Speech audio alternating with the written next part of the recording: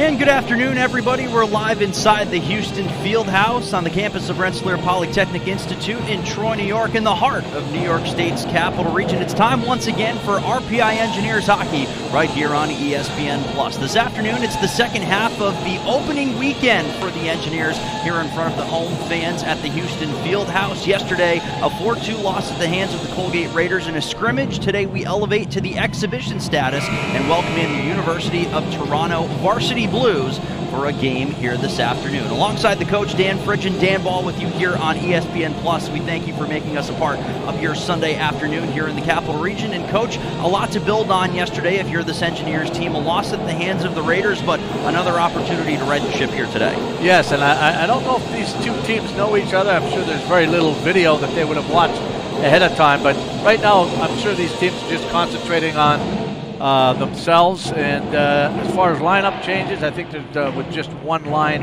injected into the lineup for RPI and 3 guys pulled out. So it gives Coach Smith a chance to look over some new faces and some guys that are going to get the opportunity for their first collegiate hockey game. Dave Smith leading the RPI Engineers in his 6th season, a regular season record of 51, 88, and 12. He's opposed today by the 6th-year head coach of this University of Toronto team, Ryan Medell, a graduate of Carleton University, a regular season record 53, 52, and 2. John Beaton will lead in for the opening draw.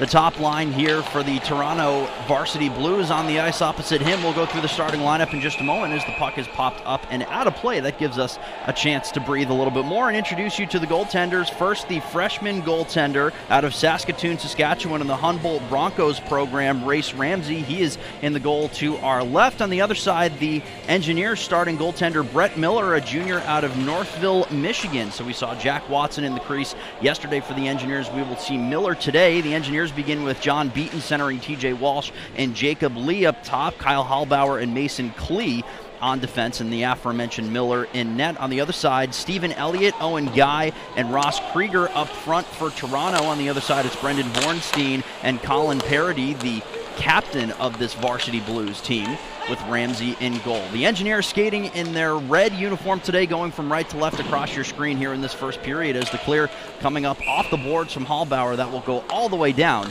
and be icing against the Engineers. Some lineup changes, and like you mentioned, one line in and one line out, so some new looks that we'll see from the Engineers here today.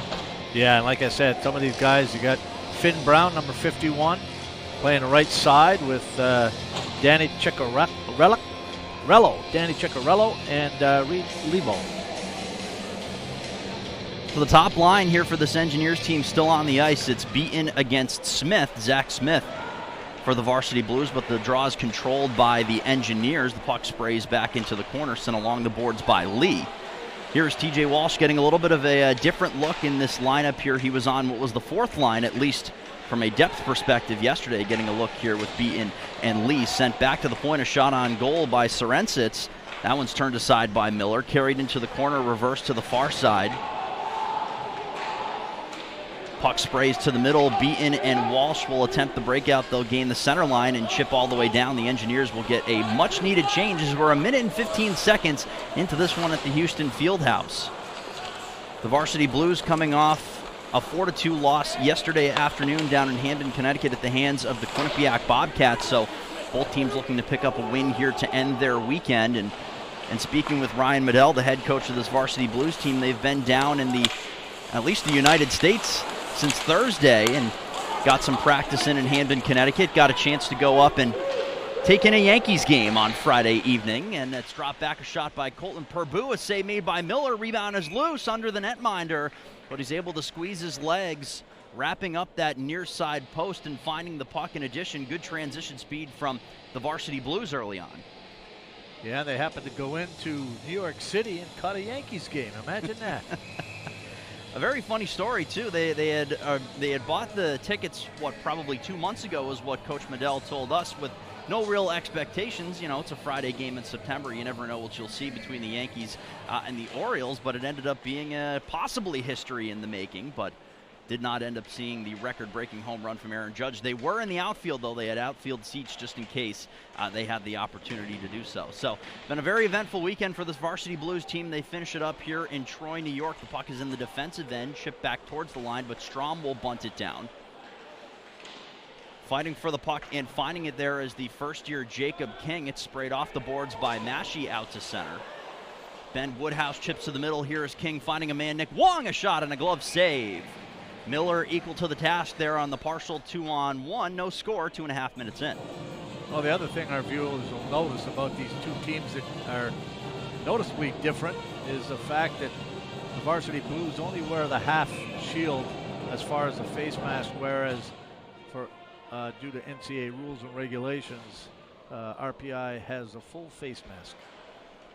Beaton controls the draw to the left of Miller. It's a very different situation up in U Sports in the Ontario University Athletic Association, as this one sprayed to the middle. Ramsey will cover up and hold on, where in the United States, coach, you know, you go through the typical thing. You play the USHL or you play juniors somewhere, but with this situation up in Canada, you have a lot of guys who played multiple years in the OHL, the QMJHL, and then, should they not get a professional contract, that's when it's time to come to university. Yeah, so that means a lot of these guys are a little on the older side, more mature.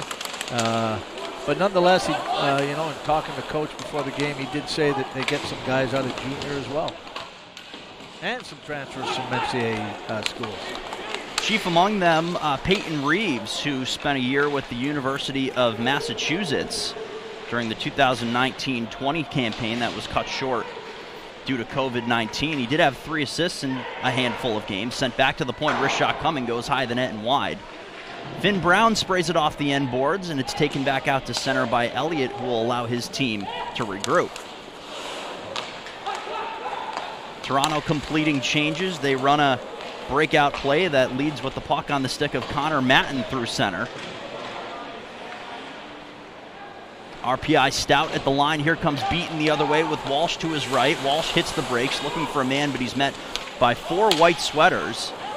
University of Toronto, their chief color is blue, looking very similar to a Toronto Maple Leafs away game here, Coach. I don't know if you're getting those same feelings watching these guys on the ice. As soon as I saw them in warm-up, that's exactly what I was thinking.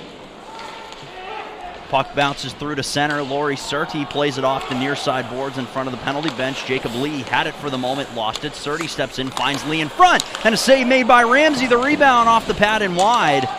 Good couple of chances there for Jacob Lee. Sent to the point now, Cleve. Far side, a one-timer, and a kick save made by Ramsey.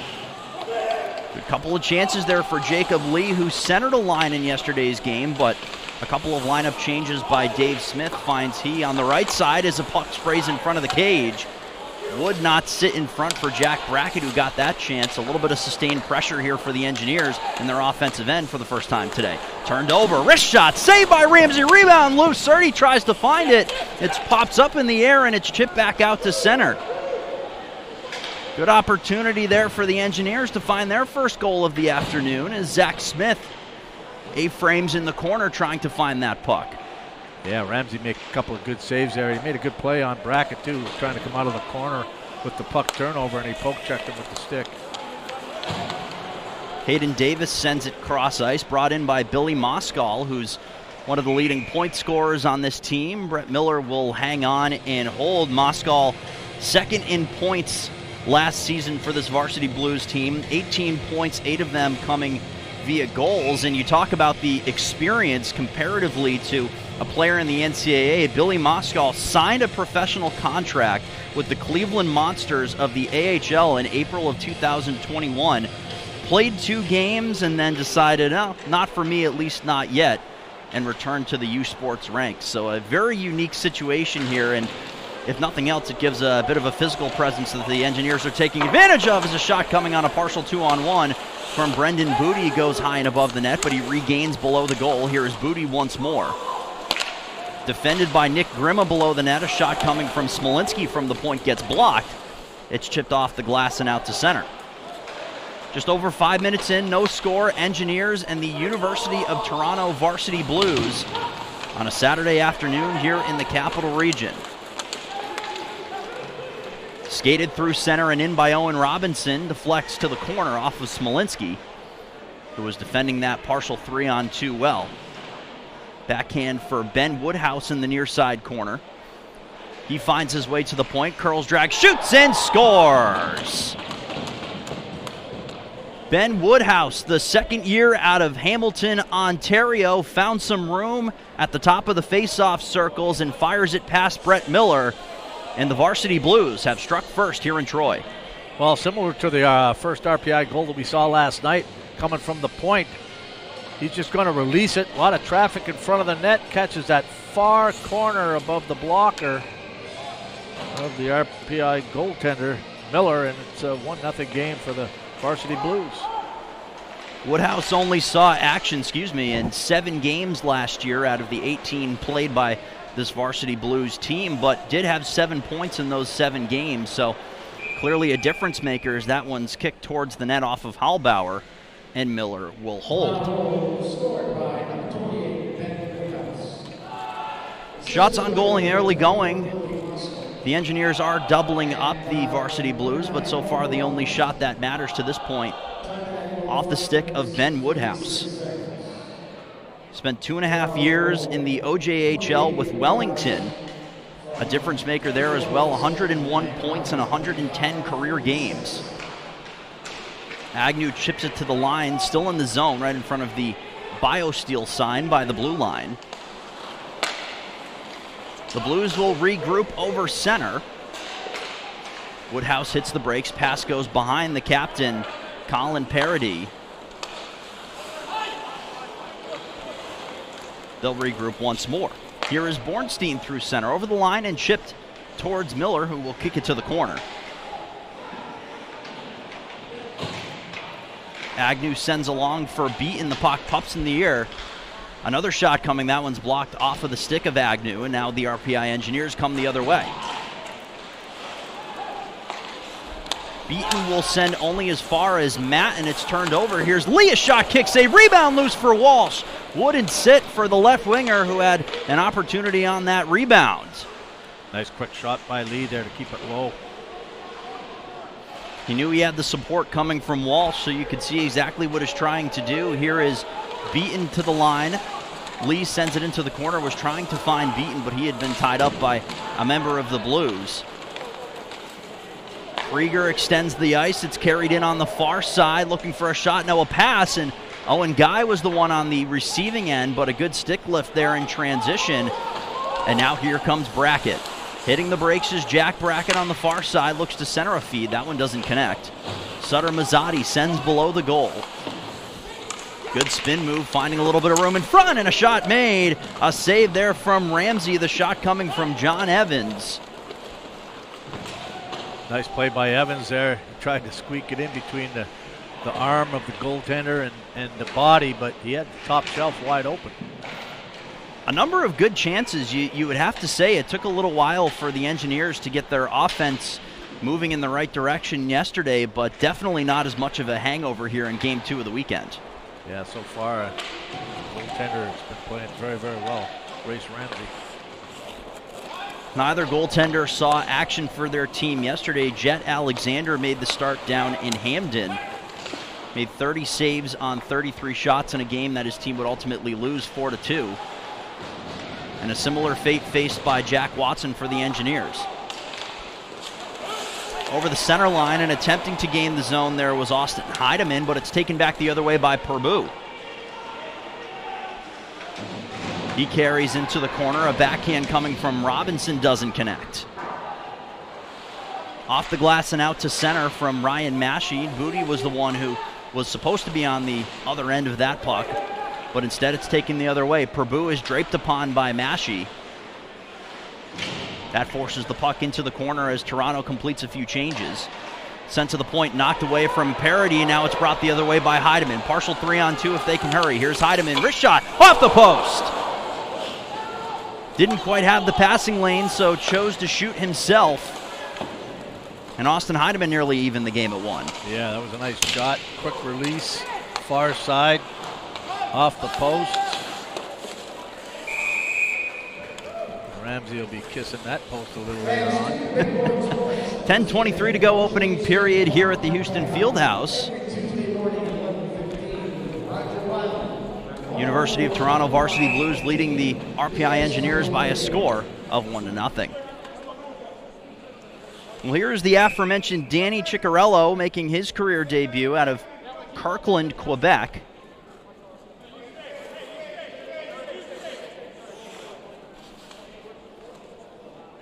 Quick conversation before the draw. He is centering Reed Leibold and Finn Brown. So 2 freshmen and a sophomore on the ice here for Dave Smith for the offensive zone draw. Puck popped up the air. Mason Klee is the one who's able to glove it down. Klee up to the line but not out. Kept in for a shot by Quinn Hanna that Miller's able to turn aside. Here is Leibold. Backhand goes up and near the face, if not off the face there of Woodhouse. There is the one difference, like you talked about, the face mask, the cage for the Engineers, that wouldn't be an issue, but the half shield there, a puck coming up high, that changes things a bit for defenders. Here's a turnover in front, backhand save, Miller, rebound cleared to the side. Mason Klee, the first one with the stick on the puck there, allowing the Engineers to gain the center line and send in deep, no icing, as the Engineers will complete a change. I was Wong on that shot, number 23 for Varsity Blues. I tell you what, he's had a couple of good opportunities, and he doesn't get excited. He just stays calm, cool, just throws the puck at the net. Battle on the near side. John Beaton is upended, and the first penalty on either side will go against the Varsity Blues. Beaton was looking to begin the breakout, but not before he's taken down. So a penalty will come here with 9 minutes and 14 seconds to go in the first period. The Engineers will send the power play out for the first time today. And I was wondering where Ross Krieger was going. He was headed towards his own bench until he realized where the penalty box was. Power play for the Engineers was 1 for 4 in yesterday afternoon's game, but we'll tell you more about that when we return. 9:14 to go, opening period here at the Houston Fieldhouse. 1-0 Toronto over RPI. You're watching RPI Engineers hockey on ESPN+. Hi, I'm Andy James at Rensselaer Honda, and this is my buddy Bo. Looking to sell your car or truck? We want to buy it. Are you looking for a great used car? We have a huge selection. That's why Rensselaer Honda has been your Honda dealer for 44 years.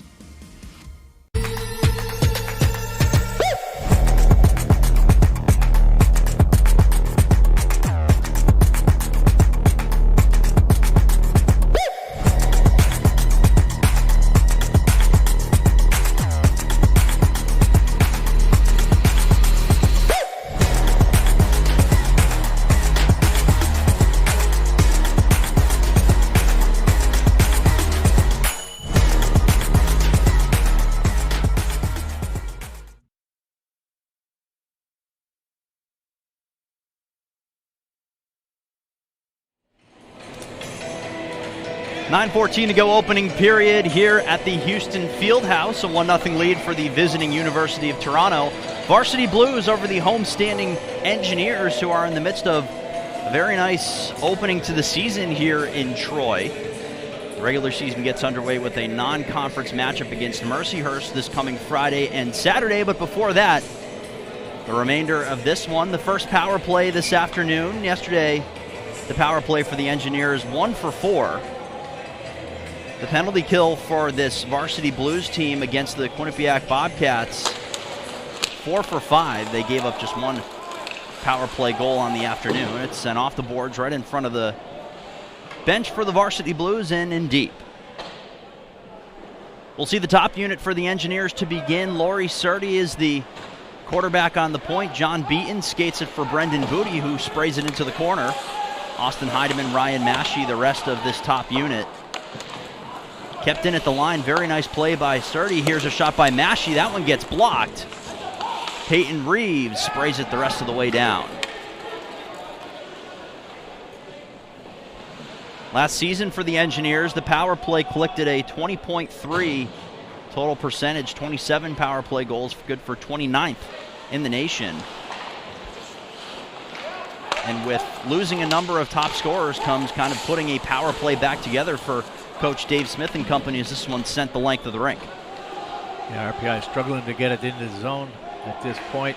Toronto doing a great job of shutting them down, clogging up the middle of the ice in the neutral zone. This is something that persisted a little bit in yesterday's game, at least in the first few man advantages for the Engineers. A little bit of a struggle getting the puck over the line. Once they were into the zone, that's when the chances started to trickle down a bit, but before that was a bit of a struggle. Here is Agnew at the line. He'll backhand it along the glass and back behind the net. Quickly up with it is Parody, rather. Nick Ardenaz tried to keep it into the line, but it trickles back to center. Here is Lee trying to advance it ahead for Sutter Mazzotti, but the pass was just out of his reach. Keeping it in, though, is Ardenaz. He takes a big hit. Puck remains in along the far boards. Now a 3-on-2 battle. Sweaters of the red and white variety trying to knock this puck loose.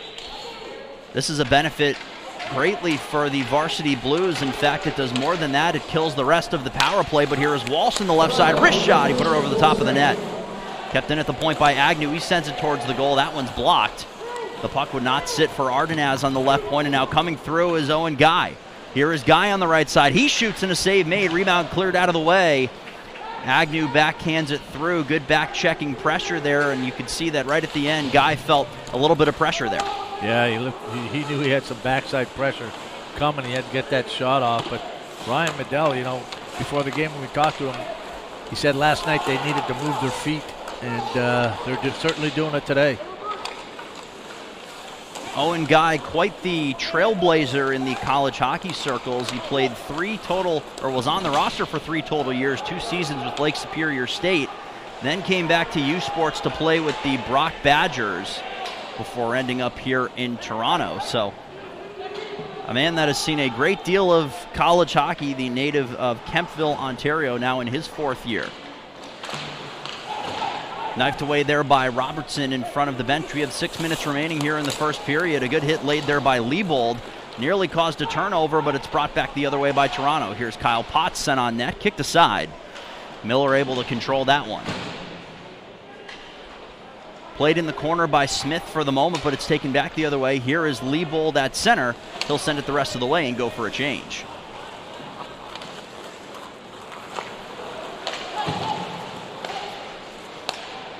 Pass through center, finds Smith once more. He heard the footsteps coming from Surdy, and then a big hit coming from Brendan Booty in front of his own bench. Good defensive play by both parties there for the Engineers at their defensive blue line, not allowing Toronto to gain the zone.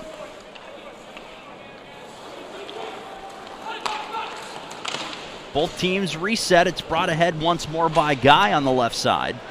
Knifed away by Ryan Massey, who will be the one attempting to start this breakout. Surdy sends it up the glass and through center.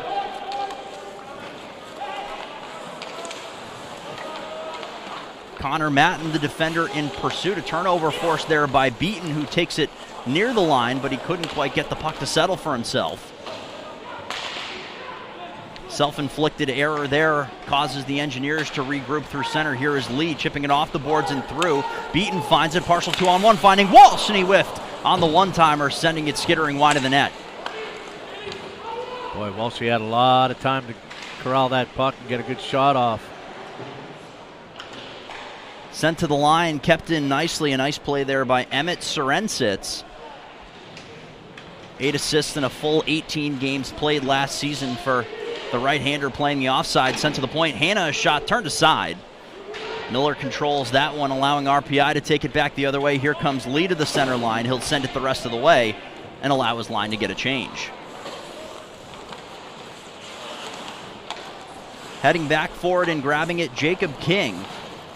The first year out of Mississauga, Ontario. One of the players on this team that does have experience in the NCAA. Played 2 seasons with SUNY Brockport.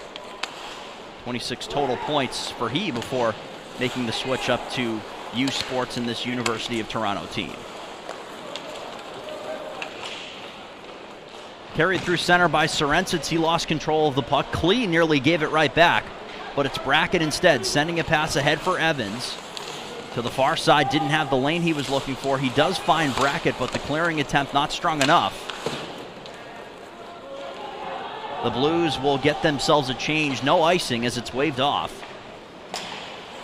Pass is turned over in the neutral zone. Here's Grima finding a man coming late in front, and a save made.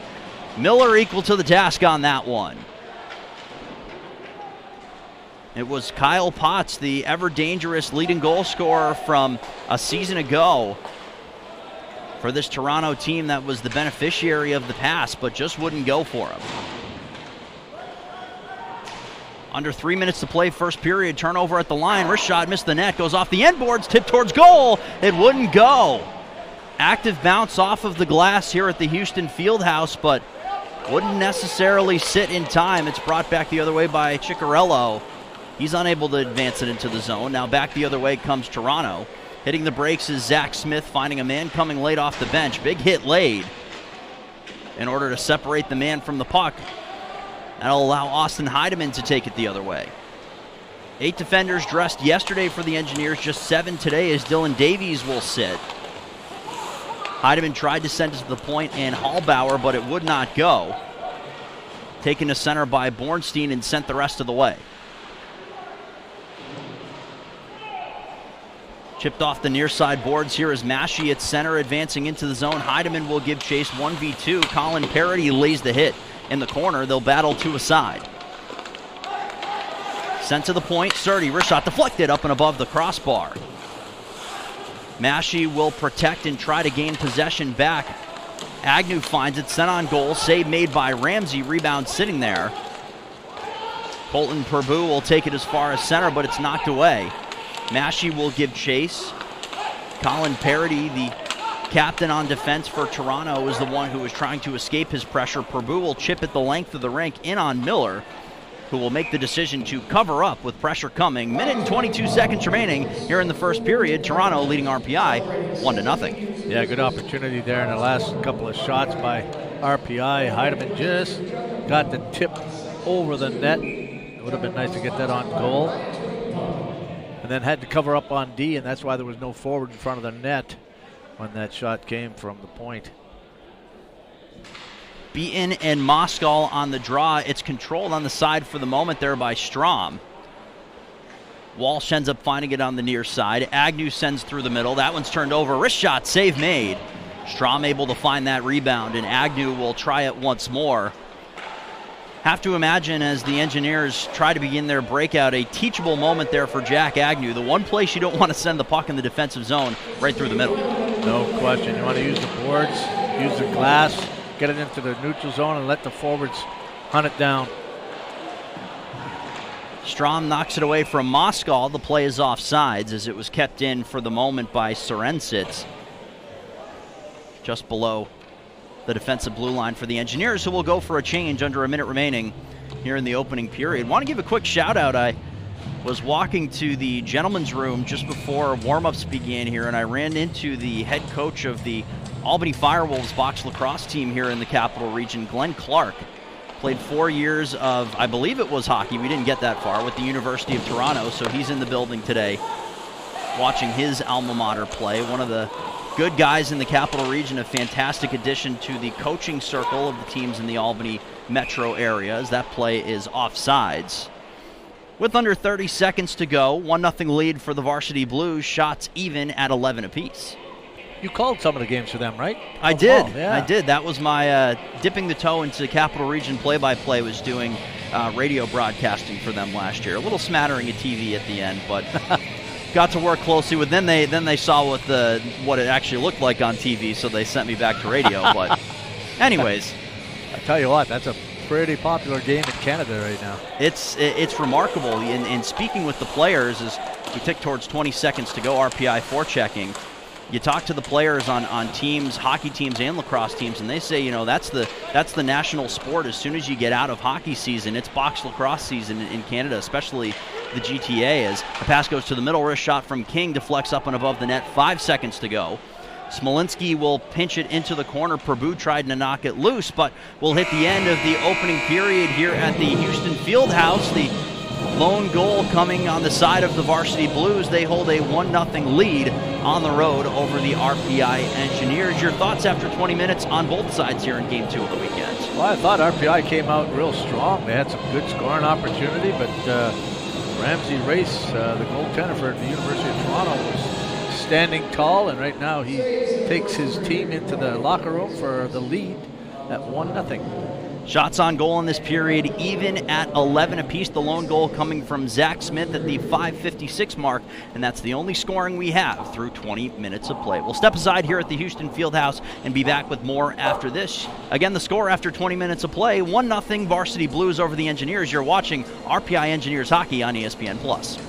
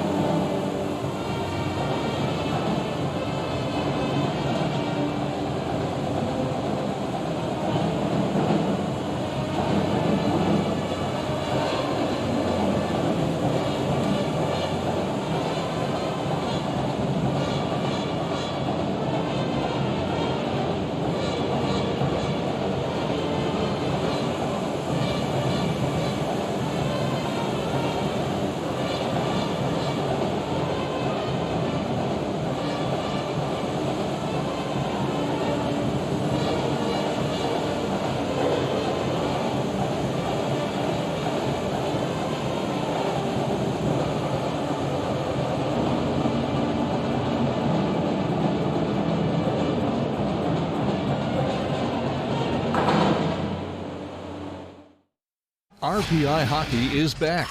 Contact the Houston Fieldhouse box office at 518-276-6262 or box office at rpi.edu to watch your Engineers in action this season.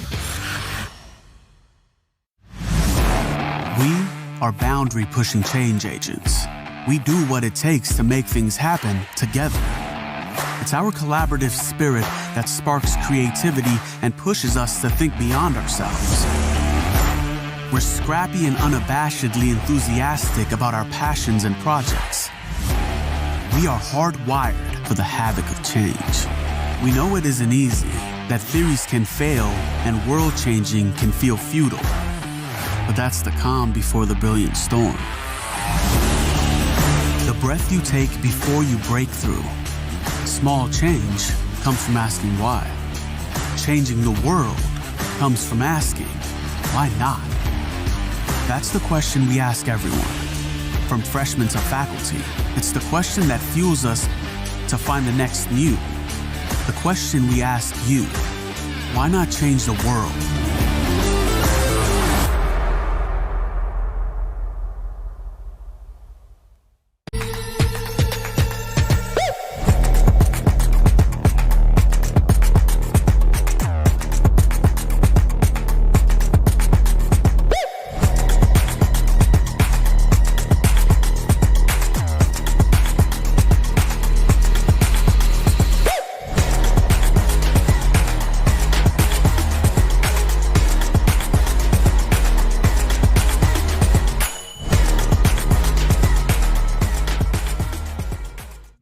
For the love of the game, the team, or for two, Recovery Sports Grill. At Recovery Sports Grill, you'll always have courtside seats to exciting live sports coverage. And for outstanding loyalty perks, join our Hall of Fame, Recovery Sports Grill, serving up smiles every season. Hi, I'm Andy James at Rensselaer Honda, and this is my buddy Bo. Looking to sell your car or truck? We want to buy it. Are you looking for a great used car? We have a huge selection. That's why Rensselaer Honda has been your Honda dealer for 44 years. It's the most historic conference in college hockey. It's a battle night in and night out. ECAC Hockey, an iconic conference home to 12 of the most prestigious universities and programs in the world, and showcasing the best student athletes in the sport. Top-notch facilities and arenas, incomparable traditions, passionate fans, alumni who go on to become elite professionals, leaders, and champions. ECAC Hockey, there's no experience like it.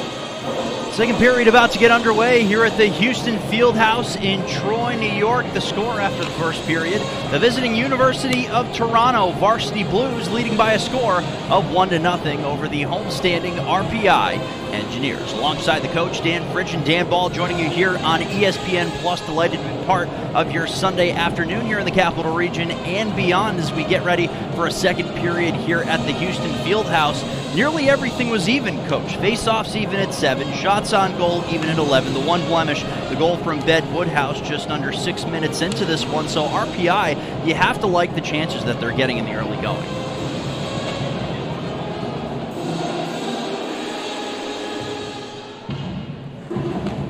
Well, we'll welcome our coach, Dan Fritsch, back in just a few moments, but in the meantime, we'll get ready for face-off here for period number 2. Again, the lone goal coming from Woodhouse, assisted by Billy Moskal and Owen Robinson.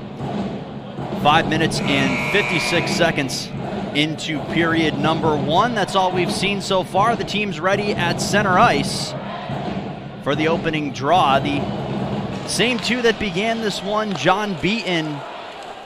And on the other side, Owen Guy taking the draw. The puck sent below the goal. Behind Race Ramsey, who was 11 for 11 in saves. The freshman getting the start here as the other netminder, Jet Alexander, made the start yesterday. The sophomore, Brett Miller, in net for the Engineers, 10 of 11, following up the performance from Jack Watson yesterday against the Colgate Raiders. Klee tried to keep it in at the line. The Blues will take it the other way, but it's kept in there by Lee. Beaten draped upon by Colin Parody. It allows Toronto to take it back to center. Laurie Surtee will spray it off the boards. Bounces in the direction of Beaton. Lee chips it in over the line. Goes back into the neutral zone. And we'll have our first stoppage here in the middle period. 47 seconds in. Coach, can we hear you right now? I think so. Oh, hello. There we are. Yes. Little magic fingers on the back of the cords. Something as simple as that, and we're both learning here in real time that it was something that was happening up here in the booth. But either way, it's an exhibition for everyone, as we're delighted to bring you every single game here on ESPN Plus for both the men's and women's program. We'll get you an update on the women's hockey program in just a few moments. They were on the road this weekend up at St. Cloud State, so we'll tell you more about that in just a few moments. But in the meantime, Brendan Booty gives chase to this puck along the far side. Chip to the line and just over center, where it's corralled by Nick Long. Had a couple good opportunities in the opening period. The Engineers going from left to right across your television screen here in the middle period. Looking to even this one at 1. Chipped along the boards and controlled there by Potts. Sent to the point, looking for a lane to the net. Doesn't have one. Near side, they battle, pulled away by Potts for the moment, but Heideman's able to find that one. His pass did not connect. Did Brendan Booty's. It sprayed right back into the corner, and the Blues will begin their change. Just able to get out of the way of that one. There was Sorensits coming off of the back end. The longer change here in the middle period always provides some interesting situations for both teams making their line changes. Centering feed, nobody home. Brought back the other way by Evans, led to the line and chipped its way down past Davis. Nick Grima, A-frames, tries to find that loose puck. It's pulled aside by Evans, sent in front of the goal. A shot, that one gets blocked. Puck is knocked up in the air. Sutter Mazzotti able to find it, sent it to the point. A lot of pressure there. Mazzotti keeps it in at the line. The puck bounces away from his stick. Evans tried to turn it to the net. That one gets blocked. Strom's shot deflected as well. Taken the other way by Moskal at the line. He'll shoot through a defender on net. Blocker save made there by Miller. Backdoor feed in front for Parody. That one gets blocked. Didn't get a lot of wood on that one as he stepped in from the left point. Good activation, though. A good lesson for any young defender on reading the play in that regard. Parody backpedaling, sends it along the near boards, but Strom's able to find it first, and RPI will calm things down on their own end. That was a real good feed by Moskal from behind the net. Find his guy out in front. Nice block by the RPI defender. A step up at the point allows play to continue. A shot from the point. That one's all the way through on Miller. The shot coming from Connor Matton, the third-year defenseman out of Tecumseh, Ontario, but Miller will hang on. Just over 3 minutes gone by in the second period. RPI trailing by a goal. Well, we mentioned it yesterday, but I don't think our microphone was on when we had this conversation about the RPI uniforms, how Coach Smith has implemented the gray stripe back in the uniform, similar to earlier years when Coach Odessa was here. And when Buddy Powers came in, Buddy took the gray out and it was just red and white. And then when I took over from Buddy, I put black in. Wrist shot blocker save made there by Ramsey. It's interesting to hear the different iterations. First of all, I think the second time around of that conversation went much better than our dry run yesterday ended up going, but Elliott will spray it into the far corner. I've always had a preference. I like a little bit of the black mixed in with the red. That's just my personal preference, but you'll never miss the Engineers coming when you see them on the ice in these red jerseys. As it snapped to the point, that one gets blocked. Chipped through center, just a little bit too far ahead for Leibold, who will still follow the loose puck behind the cage, allow the rest of his line to change, but in the process, he takes a big hit from the back-checking Sorensis, sent back to the point once more for Klee, sent towards the net. Ramsey will hang on, and there is no rebound. What's the process for changing a jersey in that regard? Is it all coaching and players? Do you have to run it through? Who does it kind of go through before it happens? You know what? Usually it's just whatever the coach is feeling. Okay. I felt it was just red and white, and of course, they looked a lot like BU uniforms. And of course, Buddy Powers was a BU grad. Right. So I wanted to put a little black in it, and that was fine. Where you don't have a lot of leeway is what goes on the front of the jersey. As Ramsey swallows that one up. And I like the Puckman. I like the logo, and I put the Puckman. I had a Puckman on the jersey. You see that they've gone back to the RPI. I had one alum offer to buy my jerseys if I put Rensselaer on it, and so I put Rensselaer on the front of the jersey. But you know, it's tough to get that big word on the front of a jersey. But anyways, yeah, a little bit of background about jerseys. I find it very interesting. I really do, because when you just look at it from the 30,000-foot view, you just see, oh, my favorite team changed their jerseys this year, but you never really know the inner workings, and that explains a lot of my alma mater, Quinnipiac, and why the gold and blue would change so often. That's a Rand Pecknold concoction is what you'd often see, I guess. Yes. A little bit of creativity. I came up with a third jersey as well, and that was the Puckman breaking out of the ice. And I had the original artist who did the Puckman design the jersey for me. So sent to the far side. We have just under 5 minutes gone by in the second period, and a game in which the Engineers trail, looking to break the ice on their offensive performance so far. It's taken to the defensive blue line and over center by Purbu, who'll send it the rest of the way on the backhand. What you don't have a lot of leeway is with the red. It's a certain number, and that's set in stone. I think it was a red 36 or something like that. It's been a long time. Giving away all the secrets in the early going. So if you're looking to customize your RPI man cave or anything along those lines, red 36 at your local hardware store. Sent to the point, wrist shot turned aside by Miller. Surtee finds it below the goal. Possible numbers for RPI if they're able to advance it to center. Here comes Beaton, finds a trailer. It's Klee. Wrist shot, blocker save, rebound, knocked out of the air by Beaton, but he couldn't get it to lay flat for him, and it's knifed through the middle by Robinson. Strom extends the zone. Here is Heidemann over the line, hitting the brakes, finding a trailer. Massey down low. Booty, wrist shot, save, rebound kicked in front, but it's backhanded out to the center line. Good couple opportunities here for the Engineers. The last few trips through the neutral zone. I thought he was going to go backdoor to Massey there because the goaltender was down and square to him.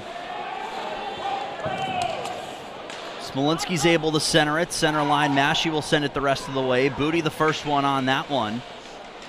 Chip behind the cage, but nobody in the red sweater there to corral it. Smolinski will lay the poke check. Booty gains the center line on the right side. Tries to get his way past Colin Parody. The puck sprays its way to the near side boards, and it's sent back out to center. Nick Ardenaz, who, as a freshman, getting a good look on that second power play unit out of Surrey, British Columbia. The play is offsides. But good action here in the middle period. The RPI Engineers still looking for their first goal. They're able to get a goal yesterday from Nick Strom, a seeing eye shot from the left point in his debut in the red and white. And then a power play goal a bit later on. John Beaton, the beneficiary of that one. The Engineers would end up falling 4-2. Sent around the far side boards. Agnew sprays it below the net. Ardenaz finds it. Now here's Evans. Across the zone, a pass that goes behind Brackett. Wasn't able to extend the stick just enough to find that one. Agnew breaks it up at the line and sends it to the cross corner. Evans gives pursuit. Parody feels the pressure of a couple of red sweaters. It's bunted down to the corner. Evans trying to find.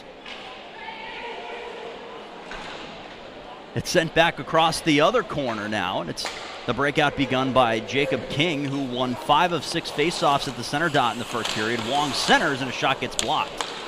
Woodhouse was aiming for his second one of the afternoon. It's brought back the other way by Agnew. A pass for Evans finds Mazzotti. Toe drag. He's knocked to the ice. No call. A bit of a leg-on-leg connection there. Mazzotti's up and all right. A good move there by Wong, finding some space. But Kyle Hallbauer there able to calm down things in the middle of the zone. Pass sprayed off the near side boards in front of the RPI bench. Nobody home. This one will go for icing against the Engineers. I think that was Surdy that went to the bench, kind of holding his arm in a funny way. He was out there, but they're not going to require him to stay on the ice for that icing since he went to the locker room. Looked like a shoulder injury to Surdy.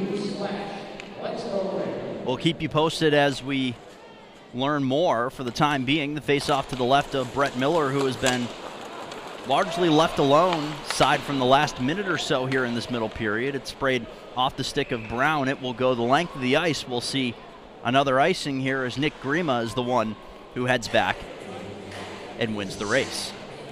Kind of chuckling here because Sutter Mazzotti's tried to get off the ice twice. and the 2 icings, he's got to stay out there. If it wasn't bad enough with the long change, makes the icing attempts even worse, especially when you're on the defensive end for situations like these. A hit laid there by Finn Brown. The puck sprays to the corner. This time no icing as Grima whiffed on the clearing attempt. Brown will go 1v2 in that far corner. Sorry, that wasn't Surdy. Surdy's on the bench. That was somebody else. Walsh sends it through the crease and wide. You can see the number 3. He had his leg over the bench for the time being. Leg over the boards, rather, attempting to get back on the ice. But once again, the long changes impacting what RPI is doing in terms of their defensive changes. It's chipped all the way down. This one will go for icing once again as Toronto will get another opportunity for an offensive zone draw.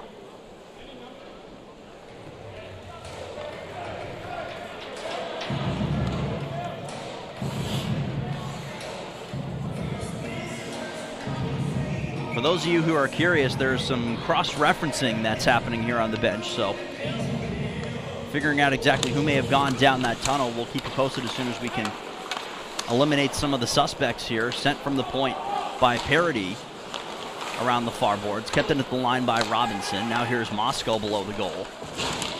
Met by Klee and knocked to the ice. A good hit there by the defender for the Engineers. Chipped to center, but only as far as Parody. He was able to knock down the clearing attempt from Brown, who is able to get a change after the icing. Hallbauer goes to the far side boards. He's unable to find the puck, though. A big hit laid. The net stays on its moorings somehow. RPI will take it as far as center. Brendan Booty will bring it the rest of the way. 9 minutes gone by, middle period, 1-0 Toronto. The University of Toronto Varsity Blues making their first appearance down here in the United States, playing NCAA hockey teams since October of 2018. A game that ended in a 4-0 win for the Varsity Blues against Canisius. So, been a little while, and then you factor in COVID, which, as head coach Ryan Medell told us before the start of the game, cut down their season by about a month or so and severely impacted the players that were playing in U Sports and specifically the OUA, to which Toronto belongs. A lot of players choosing to leave at the midway point of the season, sign professional deals, or another place to play in the junior circuit. Something, of course, that Engineers fans know all too well. The team opting not to play during what is now referred to as the COVID season, as a shot coming from Austin Heidemann is turned aside by Ramsey. He'll hang on, and we'll hit a stoppage here with 9 minutes and 55 seconds to go in the second period. A 1-0 lead for the visiting University of Toronto over RPI. You're watching RPI Engineers Hockey on ESPN+.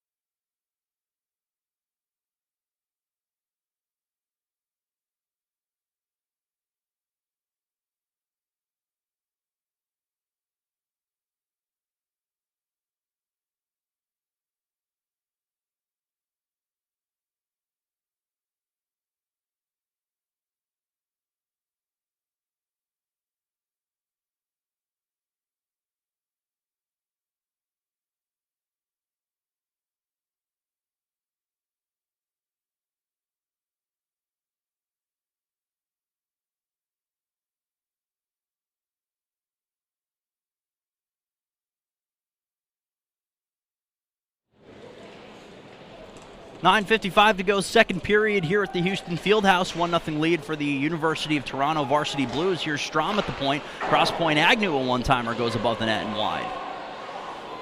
Massey below the goal. A change in netminder for the Engineers while we were at break as Strom sends it through and wide. Agnew will step up from the point, but instead find Massey, who is covering for him. Carson Cherapak, the first-year netminder out of Winnipeg, Manitoba, in the Dauphin Kings program out of the MJHL, takes over. He's number one in your programs and in your hearts if he's able to get a win here this afternoon, but we'll tell you more about him in a moment. Meanwhile, it's sprung out to center where Austin Heidemann will give chase. The lone goal in this one coming from Ben Woodhouse, the second year out of Hamilton, Ontario, on the side of the varsity Blues, as Cherapak will hang on. The freshman played 38 games last year with the Dauphin Kings. A record of 30-7, a goals against average 2.21, and a save percentage of .921. So we see Brett Miller for the first time. We see Carson Cherapak for the first time. You have to imagine it's probably Jack Watson's net for the time being, but as a coach, you have to understand what you have on your bench as early as possible. No question. You want to get them into a game such as this, where it's exhibition, doesn't count on the schedule, doesn't count on standings or wins and losses. Good opportunity to get a look at him and get his feet wet.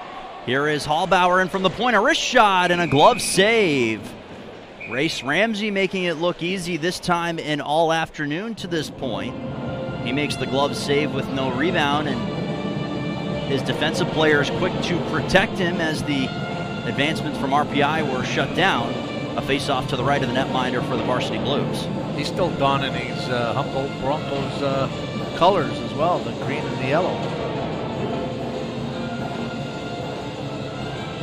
Pretty impressive resume for the aforementioned Ramsey, the CJHL and SJHL Goalie of the Year and MVP with the Broncos. Well, you wonder, well, why was that? A .930 save percentage, a 1.98 goals against average, and 41 wins last year for the Broncos. Those are numbers that get you some awards, as Evans is taken down by Robinson on defense. Brought the other way by Purbu. He gains the center line, pops it up in the air, but instead he hands his players in his own bench a souvenir. We'll have a stoppage of play and a face-off in the neutral zone with 8:19 remaining in the second.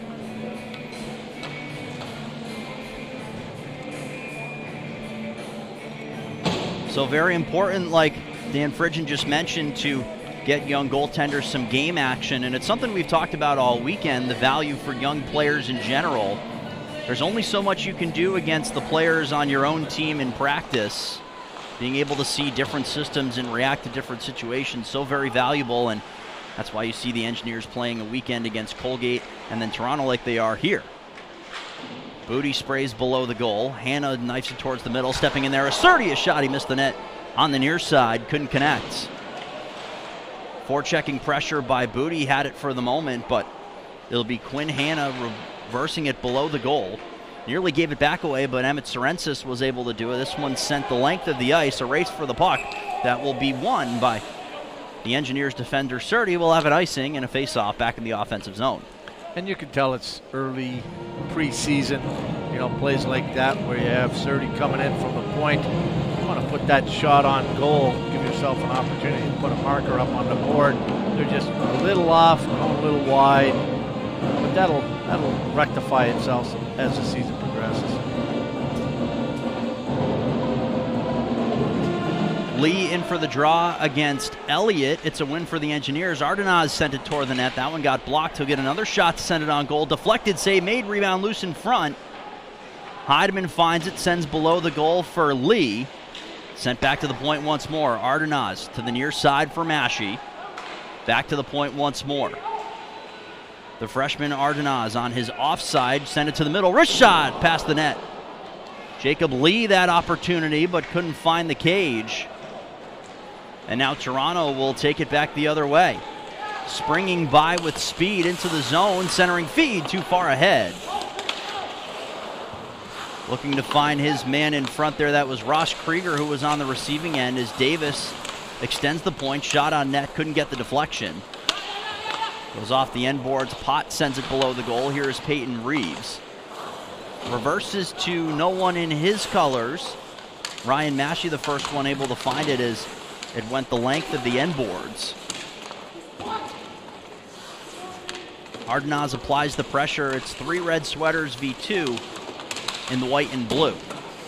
Sent to the point, kept in at the line. Now cross point, one-timer by Davis, and it's right into the chest of Carson Cherepak, and he'll hang on and get a face-off. Well, you see the Varsity Blues, they like to keep 2 guys down working a wall. They like to keep that 3rd guy high, and that's why you had 3 RPI defenders down there. It was a 3-on-2. You got to win that puck battle, and obviously in that situation, Varsity Blues got it back to the point.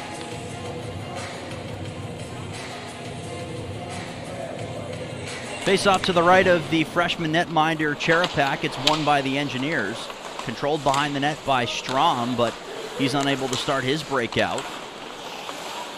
Reeves sends across the back boards. That one is deflected by Strom. Reeves reverses for Potts, an assistant captain on this team. Puck did not connect. A breakout feed from Klee. Here comes Brown trying to find it, but Davis fast to that one. Hayden Davis, the second year out of Hamilton, Ontario, the one that wins that race. It's the newcomer line, so to speak, with Ciccarello, Brown, and Liebold out there for Dave Smith here with the defensive zone start. Poke checked away by Cherepak. The puck loose behind the net.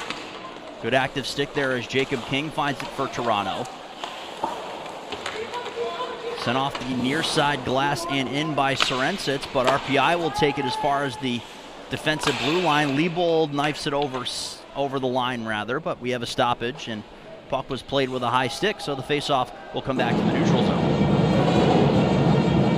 Well, the defenseman, Emmett Sorensis, he had 2 guys bearing down on him. He's reaching up for the puck. You got two RPI guys taking the body on him. He didn't have much of a chance. Face-off controlled by the Blues and sprayed below the Engineers net. Brackett gets it, chips it out towards center, kept in at the line, but played with a high stick once more. That's Nick Wong, the first year out of Erin, Ontario, who was actually able to keep the zone there on that play, but you got to keep the stick below the shoulders, or so they say. So the face-off will be in front of the Varsity Blues bench with 5 minutes and 17 seconds to go in the second period, a game that the Engineers are trailing by a goal.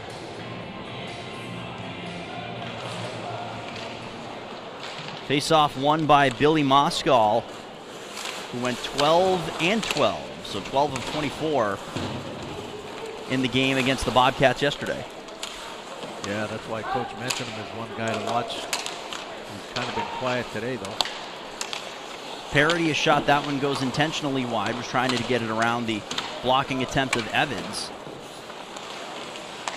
Hallbauer sprays it off the boards. Now it's chipped high in the air. Evans turning around like a wide receiver to have to go back to an underthrown pass. A shot save made. Rebound in front for Mazzotti and a save. Ramsey's able to hang on. What seemed like a harmless shot from the far side boards ended up being a smart one as Mazzotti had a chance to tie the game at 1. Yeah, Mazzotti didn't waste any time jumping on that rebound.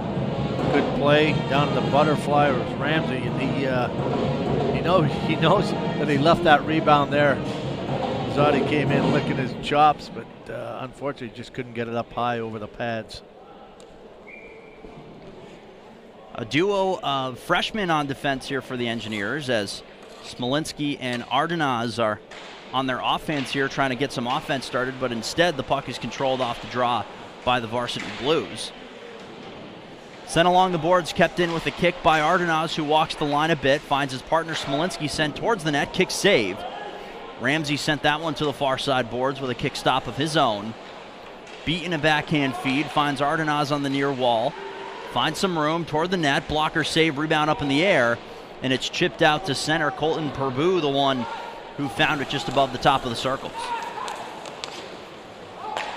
Smolinski extends the zone, finds Booty just over the line, but he's knocked to the ice. Allowing Stephen Elliott to pass it just over center, but not seeing the lane that they wanted. Toronto will instead regroup. Under 4 minutes to go, second period. RPI takes it the other way. TJ Walsh absorbs the hit, gets it as far as about the face-off circles or so. Jacob Lee finds a battle just around the defensive blue line, but the puck was played offside, so we'll have a stoppage, and both teams will go for a change. 3:36 to go, second period, 1-0 Toronto. I'm impressed with the freshman for RPI, the defenseman, Nick Ardenaz. He plays pretty well. He's got some shake and bake to him. He's been an exciting player so far. You can tell that he's got trust as a big hit laid there on Heidemann. He sent the puck all the way down. He was below the red line when he took the hit. It goes for icing, a big hit that he had to absorb. Looking back to the bench, kind of going with a what just happened there response. But you're right, and he's getting trusted early on. He's on that second power play unit. He and Jack Agnew are kind of sharing the quarterback role, but you know, when you have that young player, regardless of experience, if there's talent, you want to try to work him in. That's a big opportunity on the power play early on. I agree, and he's done well. Strom, meanwhile, back on this puck on the defensive end below the goal. Had the puck pop up in the air on he. Quinn Hanna in and applying some pressure on the forecheck. He's in from the point. Taken loose there by Ryan Maschie. Here comes Lee over the center line, finds Heidemann on the left. Wrist shot from the side, blockered away by Ramsey. Heidemann sends to the point. Strom off the line. Wrist shot, save made. It was deflected in front of Ramsey, but he was able to catch that in the green and gold pads that he's still sporting and keep a rebound from springing loose. Another big save there from the freshman netminder for this Toronto team. Yeah, he's dialed in. Boy, he's in the zone.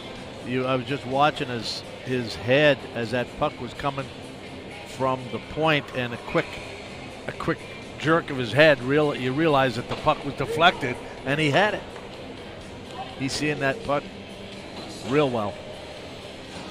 It's an impressive stop, an impressive performance to this point for Race Ramsey, who we told you the accolades coming into his time here with the Varsity Blues. This Toronto team is looking to fill their starting netminder position. They lost top goaltender Alex Bishop, who played in 17 of the team's 18 games last year. The other one and change being handled by Jet Alexander, who played in the game yesterday. As the puck is sent the length of the ice, we have an icing that's called this time against Toronto.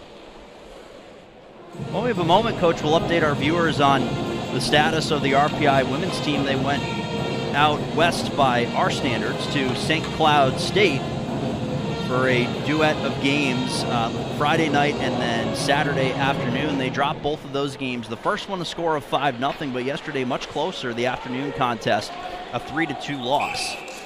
This one sent down another icing against Toronto. So the women's program is back on the road next weekend for a pair of games against Hockey East opponents. They'll play at Boston University on Friday night at 7 before heading to Rhode Island to play against Providence College. That game at 3 p.m. Following that, they're back right here at the Houston Fieldhouse on the 14th and 15th for 3 o'clock and 2 o'clock games against Mercyhurst. So we'll bring that action for you in 2 weeks' time.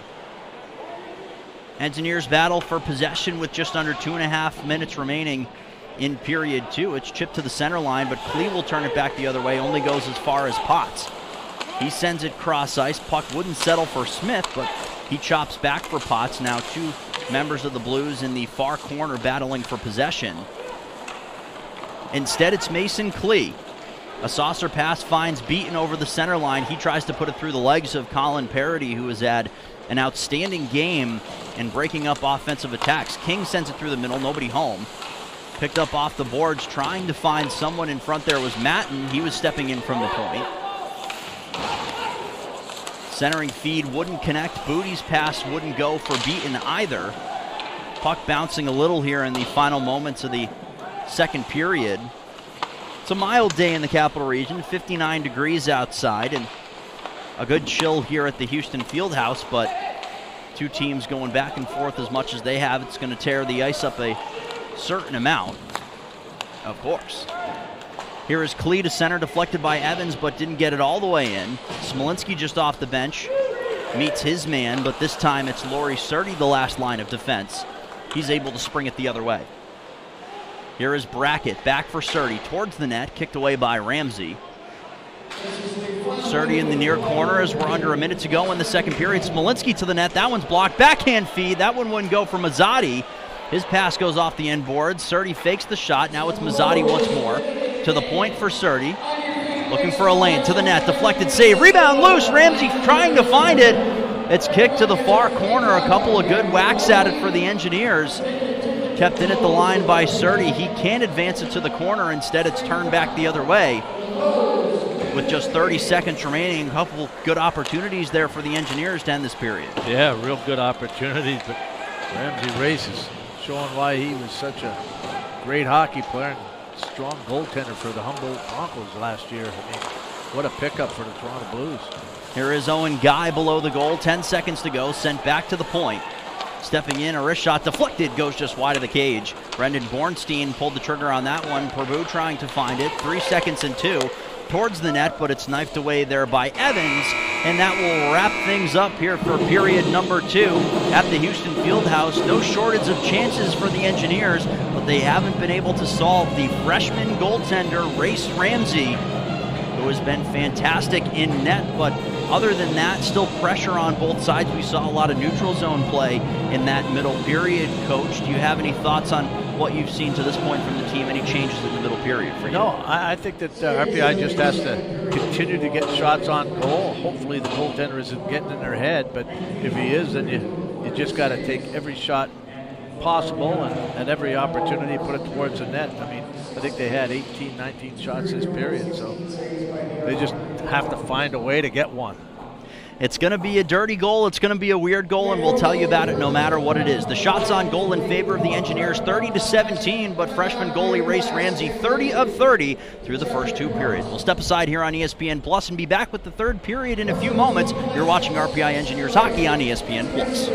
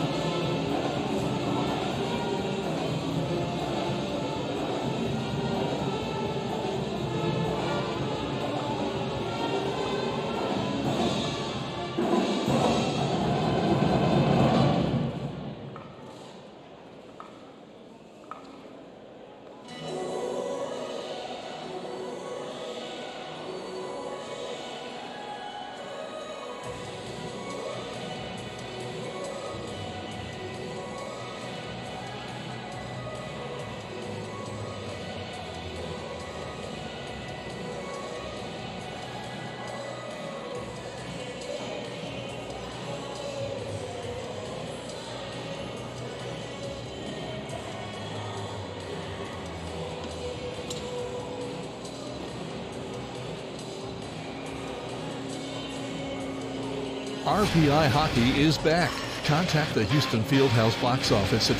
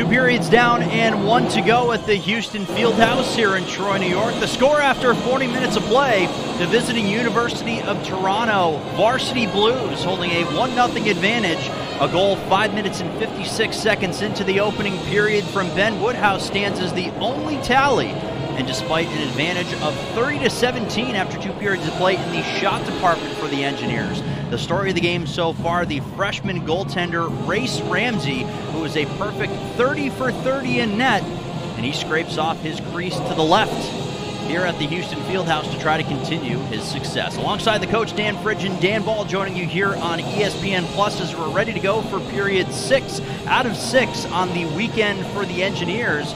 They wrap up their scrimmage and exhibition weekend and ready themselves for the regular season non-conference openers against Mercyhurst next week.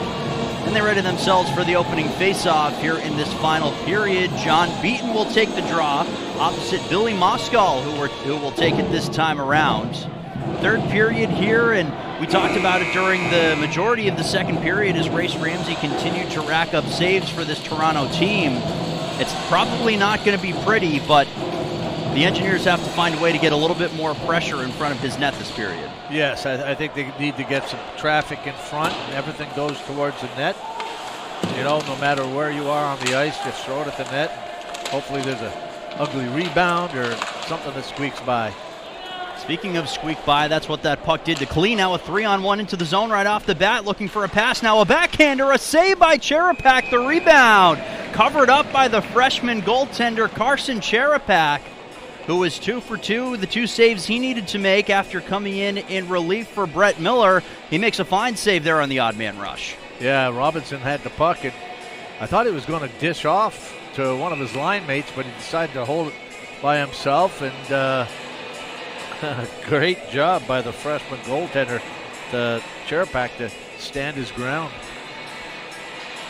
Cherepak, like we mentioned, the freshman out of Winnipeg, Manitoba, making his season debut and career debut as the faceoff controlled by the Engineers. Heidemann sprays it into the corner. Engineers leading in the faceoff department 22-16 after 2 periods of play, led by John Beaton as a centering feed for Lee, and a kick save made by Ramsey. Equal to the task, the low shot there by Lee, challenging that left leg pad, but Ramsey able to find that one as well.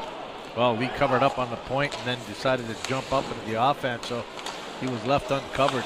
Nice save again. Turnover force there in the near corner as Heidemann had it for the moment, but good pressure knocked down by Lee once more, looking for a lane. His shot gets blocked. Smith will take it over center, a pass to the far side brought in by Reeves, looks to sauce through the crease, but Surdy was locked up with Smith, no passing lane available.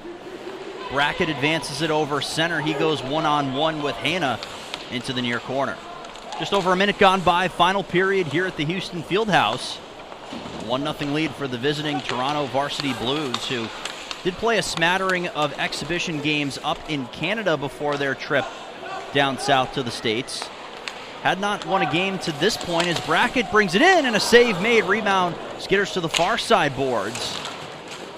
4 exhibition losses to fellow OUA teams for this Toronto team before coming down and losing 4-2 at the hands of fellow ECAC folk Quinnipiac.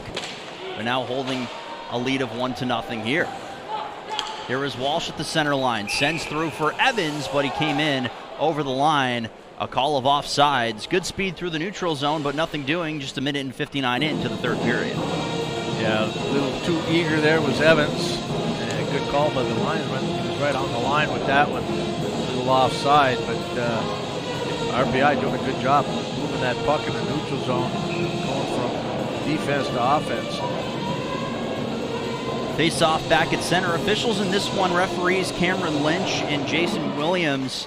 For the linesman Stephen Drain, Jason Shaddy in this one. Here is Beaton, whiffs on that shot, tries to find the loose puck, knocks it back to the point. Ardenaz all the way across for Hallbauer, sent on net, that one's blocked.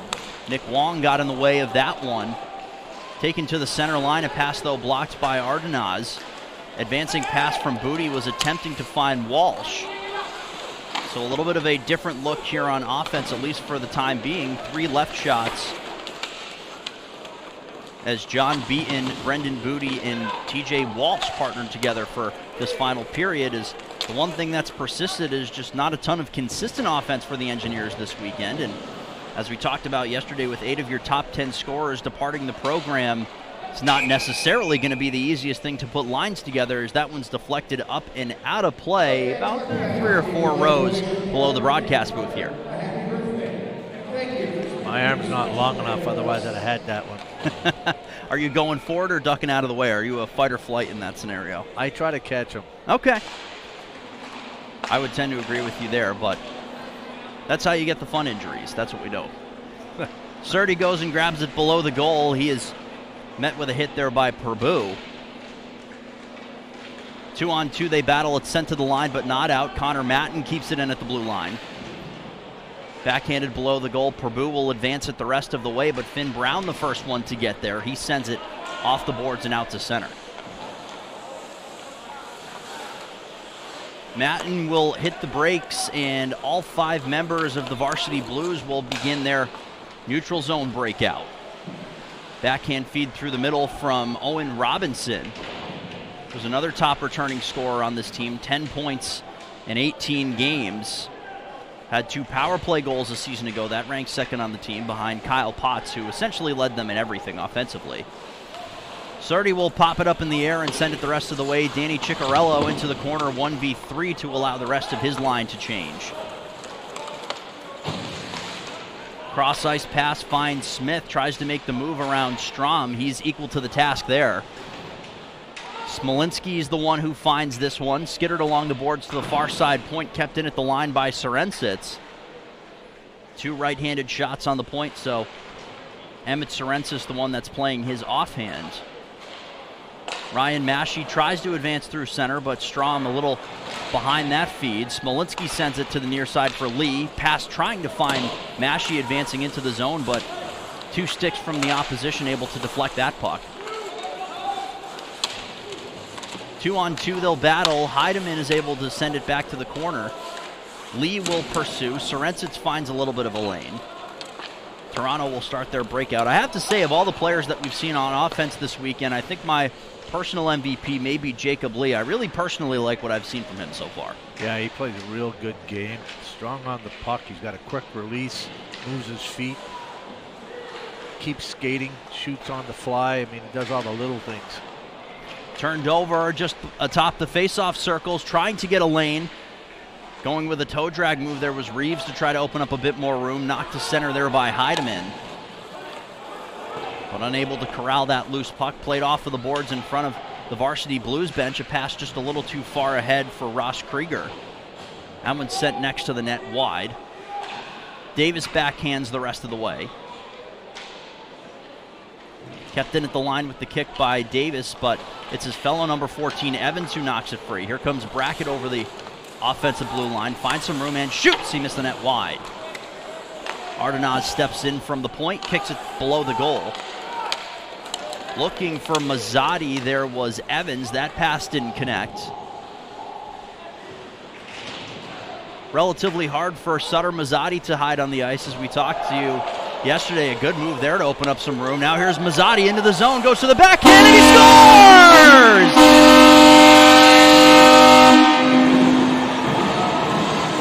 6'6", 240, and that's every inch of the reach for Mazzotti. He beats Race Ramsey to the backhand, and the game is tied at 1. Well, that's what happens when you have, you know, like you're saying, the size of him. He's got a reach on him, and he just takes that puck to his backhand right here. And, I mean, the goaltender just didn't have a chance on this. He just lies down in the spread eagle, hoping that the puck hits him. Mazzotti on the board to tie the game just over 5 minutes into this third period. 2 points in the debut weekend for Sutter Mazzotti, the freshman out of Michigan. Defender spilled down, but nothing doing for the Engineers. Brought back the other way by Robinson over the line. He looks to center, a backhand for Purbu, and he missed the net wide.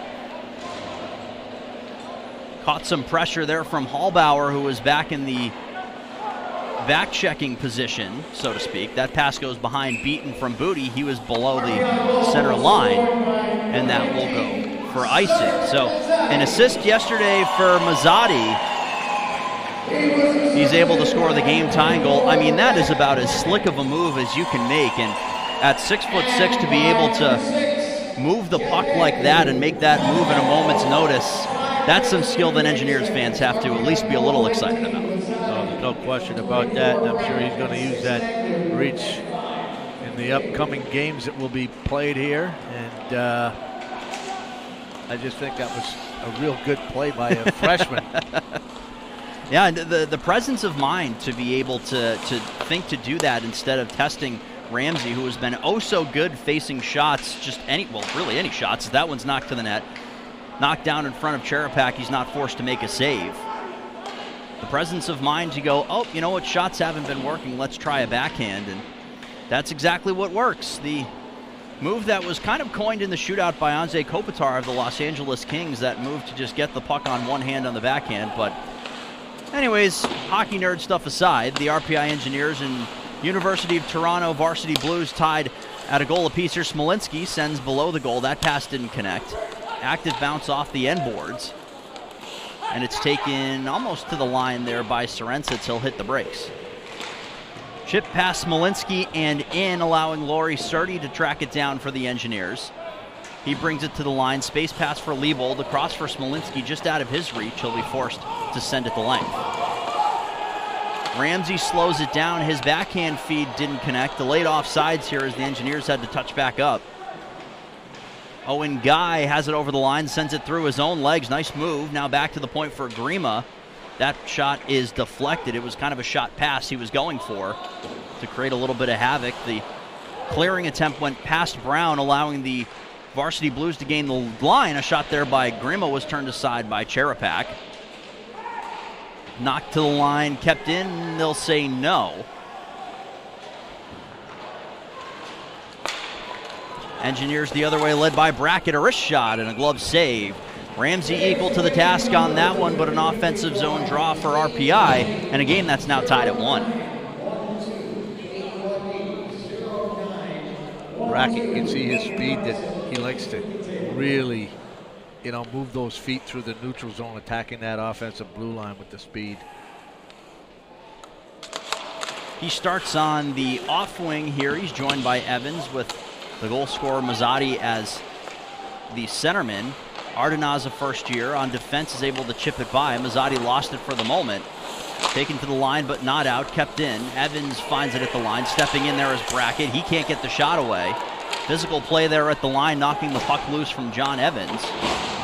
Perbu will take it backwards and absorb a hit from Mazzotti, who finds it in the corner. Sent to the point, kept in by Hallbauer. Ardenaz goes to his backhand, chips it off the far boards and in deep. 9 minutes gone by, third period. University of Toronto Varsity Blues 1, homestanding RPI Engineers also 1. Dan Ball, Dan Fridgen with you here on ESPN Plus. Thanks for making us a part of your Sunday afternoon. And whether you have the football on or whatever else is going on, we thank you for joining us here on ESPN Plus, as you can all season long for RPI men's and women's hockey. Backhand feed going towards Mazzotti. You could see that TJ Walsh was in front. He threw his hands up. He thought he might have taken a stick up high, I believe. No dice on that one, though, and Owen Robertson will head back and regroup, allowing the rest of his team to change. The Engineers will do the very same. Now the shorter change in the third period, same as it was the first. The puck deflects off of Potts' stick, but it gets right back onto the stick of Laurie Surdy on defense. Led ahead by Klee, and now it's Walsh looking for a pass. Finds his defender, Klee, who makes a move into the zone. Finds a little more space. The puck wouldn't sit for him as he went back from backhand to his forehand. Surdy steps in from the point. He was able to knock it down for the moment. Booty keeps it in at the line. But another whack at it, and it gets back out to center. Playing catch there is Hanna. Now falling right over the crest at center ice was Heidemann. Clearing attempt finds the stick of Cherepak and then the end boards. And it's led ahead by Ryan Maschie. Maschie to center, knife the rest of the way by Lee. It finds Maschie once more, now into the near side corner. Backhand feed from Heidemann finds Maschie and a save. Rebound goes below the goal. Lee still in hot pursuit of that one, getting help from Heidemann. But it's chipped back out to the center line and led ahead by Elliott. Tried to pick it up and pop it over Nick Strom, but he knocks it down before he had the chance to handle the puck again. Here is Connor Matten at the line, deflected away, and it's going to be brought back the other way by Heidemann. Long shift for number 12, but he finds Strom, the trailer, and a save. Good heads-up play by Austin Heidemann, the leader in terms of career points returning on this roster for the Engineers. And even 40 and 58 coming into this season for Austin Heidemann, but he found the trailer Strom and a good chance for the Engineers to take their first lead. That's an excellent play by the RPI defense. They like to activate and jump up into the offense, which really confuses the defense of Toronto. Great play, nice save again by Ramsey.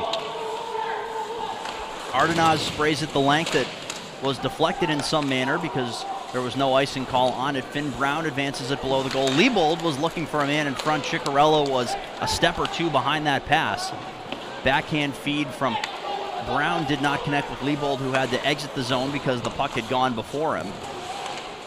Along the near boards, kept in by the centerman Ciccarello. His pass did not connect with anyone except for the defender Hayden Davis.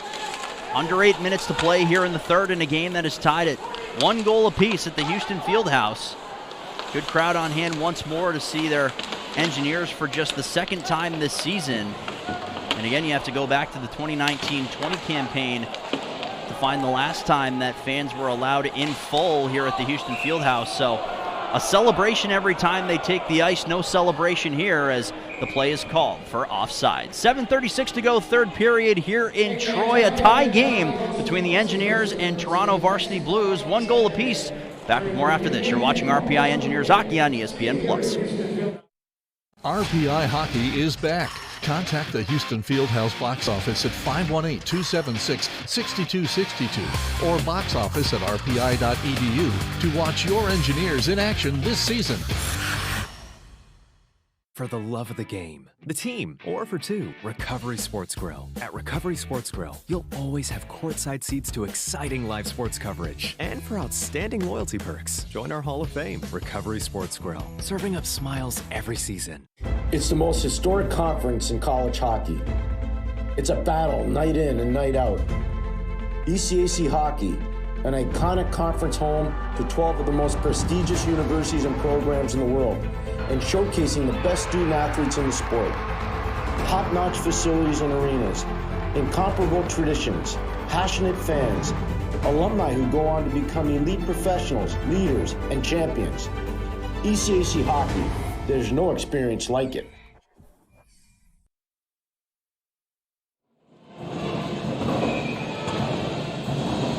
.736 to go, third period here in Troy, a game that is tied at 1 goal apiece. The homestanding RPI Engineers, the visiting University of Toronto Varsity Blues. The game-tying tally coming exactly 6 minutes into this period. Sutter Mazzotti on the backhand, the 2 assists on the goal. The jacks of all trades on this roster, Jack Brackett, Jack Agnew, getting the primary and secondary helpers respectively, and all 3 of them helped the game to be tied at 1. Toronto with possession in their own offensive end. Below the goal, battling for it, is Moskal, who has it on his backhand. He's met there by Lee, who is the third forward low.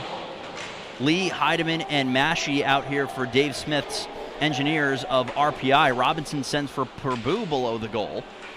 Tries to advance it in front. Puck is knocked off his stick. A good defensive play there, and it's chipped out to center by Lee. Puck takes a bounce in the opposite direction. And at the end of it all, it is Nick Grima who takes it to the center line and then in over the blue line. He's the player on your screen furthest towards the end line now, but he'll head back to his post on defense. Backdoor feed and a save made by Cherepak. I believe he got a piece of that cross-crease pass. A good look, one of the best we've seen for Toronto here in this third. Yeah, that was a nice play. That was Zach Smith.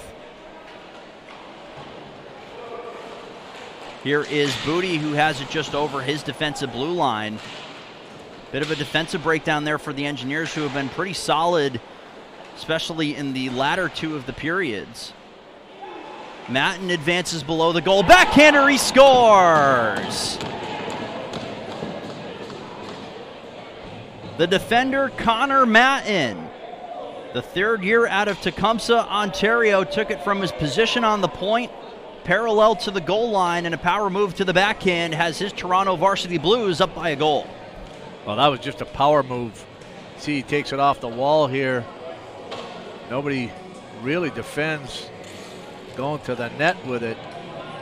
RPI is in somewhat of a man-on-man type defense, and this is what happens. You'll see that the defender goes to the guy below the line right now, the guy below the goal line, and you want to be protecting the front of that net just under the blocker of Cherepak. Hallbauer plays it off of the near side boards and in deep. 2-1 lead for the Varsity Blues. As after surrendering the game-tying goal at the 6-minute mark of the third, a goal from Connor Matton. The defenseman out of Ontario spent 3 seasons, 3 years, 2 seasons if you count the COVID year, with the University of Windsor before transferring over to this here team in Toronto.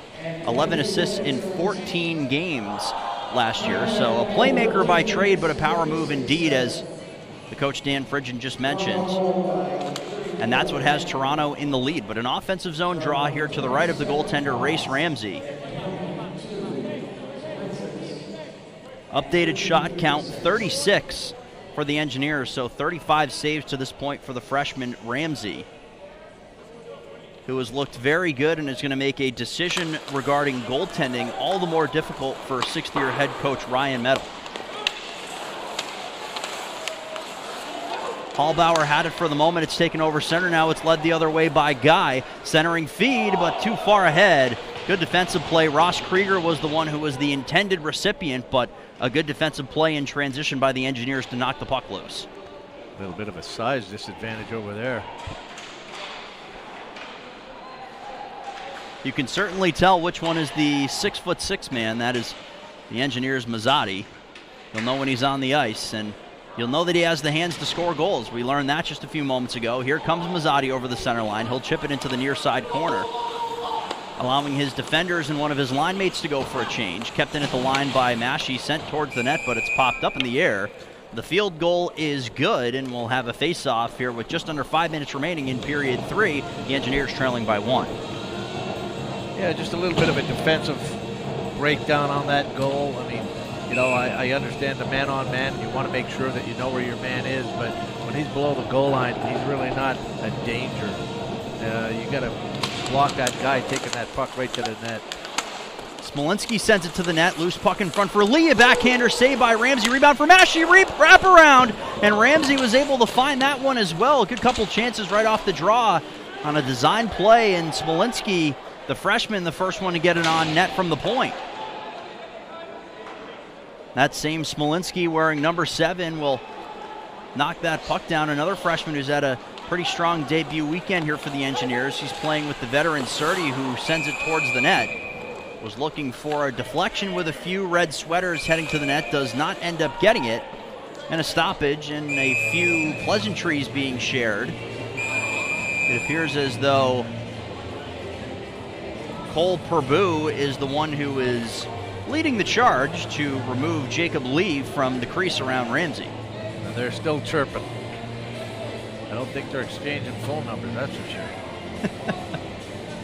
Not quite a, hey, good luck to you. Good luck to you, too. Yeah. No. That's not the Canadian spirit I've come to know. Anyways, face off to the right of Ramsey. 4 minutes, 25 seconds to go, third period. Chipped off the boards and past Agnew. It will roll past Cherepak, who protected his far side post. It goes for an icing against the Varsity Blues. This could be another opportunity for Dave Smith and company to test their extra attacker strategy. We discussed it briefly yesterday, and we believe that was one of our musings that both of us were able to share, talking about the strategy of how it's not necessarily as much time reliant of when you pull your goaltender as strategy and feel of the game. And it does feel as though this game more so, and you can tell me if you disagree, but it feels like the Engineers may have a little bit more of an upper hand in terms of momentum right now. Might be a little bit more indicative of pulling the netminder. Yes, and you know they're they're behind by 1 right now. Yesterday, I think they were behind by 2 by the time that we got to the point where there was like 3 minutes left. And you know, you tend to be more aggressive depending on how many you're down. And right now, they're only down 1. So this is just a matter of a shot. And again, execution off one on the draw, right? Starts right here. Mazzotti and Moskal will lean in for the draw on their respective sides. Puck controlled by the Varsity Blues off the draw, but Brackett's the first one to get to it in the far side corner. Sent to the point, shipped around the defender there by Owen Robinson. A high backhander by Strom finds the neutral zone, but this time it's sprayed back into the defensive zone. and Strom will have to give it a shot once more. Keep an eye on the netminder for you within the next 2 minutes or so, but in the meantime, it's Strom advancing it over the center line, bunted down by Davis. Hayden Davis, though, gave it back, but he's the one that has the last laugh. He gets it to the center line. Here comes Prabhu once more, 1v3, goes backhand, then forehand, but Jack Agnew is the one who stops it before it gets back from the backhand to the forehand. Big hit absorbed there by Grima, who stepped in at the point. It was Mazzotti who was the one that laid the boom. Just over 3 minutes to go, third period, a game that's been relatively even on both sides. The shots favoring the Engineers relatively heavily in the late going, but the score, well, that's on the side of the visitor. Chipped off the boards, and Deep Hallbauer, fresh off the bench, will be the first one to win the race. That is an icing call against the Varsity Blues, a face-off in the offensive end for the Engineers with 2:48 to go. Wonder whether he's going to use his timeout. I see he's grabbed the board, but he's grabbed the board for the guys that are going out next, as opposed to calling the timeout right here. And that's just in case he doesn't get a chance to call a timeout. There was also a slight holdup as Ben Woodhouse was, I believe, having his shield worked on, either toweled off or tightened, or one of the many functions of the on-bench equipment manager. He's the one who receives that pass. The puck wouldn't quite sit for Woodhouse, though. He scored the first goal in this one. It was the lone goal for quite a while. He scored at the 5:56 mark of the first. And 2 goals here in this period exchanged by both teams. That one sent all the way down another icing against Toronto. We hope you'll join us next weekend as it's homecoming and reunion weekend here at RPI, and no better way to ring in that event than with a duo of games. The Engineers will take on Mercyhurst here at the Houston Fieldhouse Friday and Saturday. First and foremost, of course, if you can join us at the Houston Fieldhouse, rpiathletics.com for tickets and more info. But if you're unable to join us in person, we hope you'll join Dan and I here on ESPN+. Puck is skittered its way down the length of the ice, and Smolinski will end up beating his defense partner, Laurie Surdy, who hit an edge at that point. Seems to be all right. He's testing out the edges to make sure that they're still game-worthy, but we'll have another offensive zone draw. And we're ticking towards the time where if Dave Smith is going to give his team an extra attacker, it's going to come on one of these upcoming face-offs, you would have to imagine. Face off to the right of Ramsey, a pile up atop the puck. Put the referee too. That time 3 sweaters instead of 2 battling for the puck right there. One was just kind of battling for his own 2 feet once more. But anyways, Surdy brings it back over center. Beaton finds Booty, and the former will chase after the latter chipped it by. Under 2 minutes to go, third period. Sent along the far side board. Smolinski lays a poke check, but it's taken back the other way. A 2-on-0 brought in by Smith. Backdoor feed. What a save! The freshman Cherapak keeps the Engineers down by a goal. A fantastic save with the blocker. Well, I could tell from up here Zach Smith was going to dish that puck. You might want to look and then take the shot, but what an awesome save. You're hanging your goaltender out to drive in that situation. The aggression a little too much. And speaking of aggressive, to the bench goes Cherapak as the Blues bring it back the other way. Popped up in the air, but it will settle for Agnew. Now 6-on-5. The Engineers will skate for the next minute and 10 seconds. Sent to the far side there. Lee can't connect on his attempt to ring it back around the boards. Battle ensues in the corner. Lee tries to chip it past the A-framing Prabhu. Centering feed, Grima chips to the line and out. Prabhu takes it the other way, but he's unable to corral the puck. 1v1, they'll race. It's controlled by Agnew. We're under a minute to go here in the Houston Fieldhouse. A 2-1 advantage for the visiting Toronto Varsity Blues. Backhanded from the center line and in by Lee. Taking it the other way is Moskal to the point. Here's the shot by Hallbauer, deflected wide of the cage by Maschy. 30 seconds to go. Robinson finds it on the far side. He backhands it all the way down. This one will slide past the net and past the line, but a somewhat surprising no icing call. That'll force the Engineers to advance at their own with no stoppage. A couple of referees on the Toronto bench wanted an offside. They won't get the call. Into the near side corner, 10 seconds to go. Finding it there and chipping it to the line, but not out. Kept in by Smolinski. Bunts it over to Booty. Has to try to get a shot. Sends it below the goal with 2-1 centers, and no action there. The visiting team will hang on as the University of Toronto Varsity Blues have picked up their first win in exhibition this season, and it comes at the hands of the RPI Engineers, who drop a hard-fought matchup. The final score of this one, 2-1 in favor of the visiting Varsity Blues. Your final thoughts on what we saw both today and this weekend from RPI? Well, you know, I thought that all three RPI goaltenders played very, very well, especially on that last save by Cherepak. That's going to make Dave Smith's decision-making pretty tough with regards to goaltender. And, I mean, let's face it here. You've got Race Ramsey that stole the show basically for the University of Toronto, and they got just enough to get the win. 39 saves on 40 shots. It was not for a lack of trying for the Engineers this evening, but it would not fall. The game-tying goal could not come, and the Toronto Varsity Blues finish this one off. The final score again, 2-1 in favor of the visitor. Well, we thank you for joining us for both games this weekend here on ESPN+. Don't forget, it is homecoming and reunion weekend next weekend here in the Capital Region at RPI. Make sure you join us on Friday and Saturday evening at 7 p.m. here at the Houston Fieldhouse as the Engineers open up their non-conference regular season schedule against Mercyhurst. And if you can't make it to the rink, make sure you join us here on ESPN+. Well, for everybody working hard behind the scenes, and for my color analyst Dan Fridge and Dan Ball saying thank you so much for watching the final score for the final time. It was Toronto 2 and RPI 1. You've been watching RPI Engineers Hockey on ESPN+.